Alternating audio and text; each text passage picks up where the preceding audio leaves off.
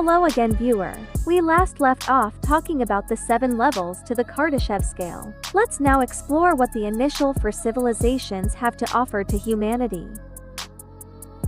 An advanced Type 1 civilization is speculated to be capable of neurologically and technologically uplifting animals, giving animals human-level intelligence. Transhumanism is an inevitability of human development. Transhumanism is a phenomenon found on a broad gradient in all manner of things. Transhumanist technology exists in modern forms such as hormone replacement therapy, surgical intervention, the usage of prosthetics, and the entire field of modern medicine. Transhumanism, ultimately, is the use of technology to enhance the human form. The future of transhumanism entails cybernetic enhancements to the human form, biotechnological grafting or splicing foreign tissues including animals and even fungi and plants. Transhumanism is feared by some of the more conservative-minded people who hear of it, but this fear is largely misplaced. Chemical, genetic, and cybernetic enhancement of the human condition have historically been and will continue to be a net benefit to humanity.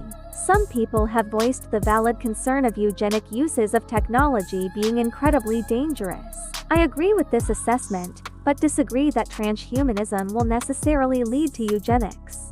I believe the real danger with genetic editing and transhumanism is who will be able to afford it. Under capitalism, it is a foregone conclusion that the ruling class will use this technology to better themselves and the poor will have very limited access to it. This makes classism the enemy to egalitarian, ethical transhumanism. If we want transhumanism to be benevolent, it must be for everyone equally.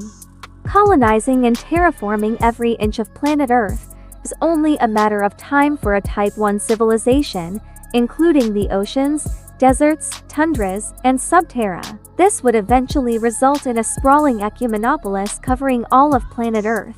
Ecumenolises are all-encompassing planetary cities, from the subterranean forest cities to skyscraping mountainous archaeologies.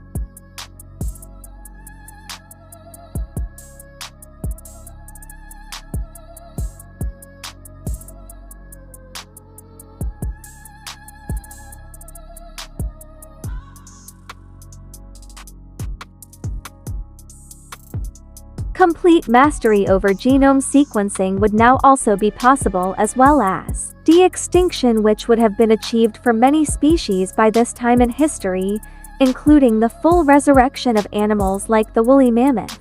Time capsules and DNA seed banks may have been constructed in case of any possible human extinction event. These time capsules are constructed for the use of any successor sapient species to inherit the planet Earth. If a sapient race discovered these DNA seed banks, we could even be revived from extinction like the mammoth. A Type 1 civilization is likely capable of building a cylinder world or artificial space habitats like a bishop ring or an O'Neill cylinder. O'Neill cylinders are artificial worlds built in outer space that rotate at high speeds to generate artificial gravity, by way of centrifugal force. Bishop rings differ from the steel-built O'Neill cylinder by way of being built with lightweight carbon nanotubes. This would allow the bishop ring to be built much larger than its conceptual contemporary. These habitats could house over 1 billion people. Each bishop ring would be continent-sized megastructures. The artificial gravity generated by its high-speed spinning could even retain its own atmosphere. The bishop ring was thought of in the late 90s by Forrest Bishop of the Institute of Atomic Scale Engineering. Solar punk is an alternative futurist subculture likely to catch on in popularity in the near future. It is defined by sustainability over mass production. Solar punk is eco-friendly and all about intertwining nature with technology. It is an alternative rejection of cyberpunk dystopia. It could also be considered green futurism. Solar punk is futurism with a healthy dose of optimism but not naivete.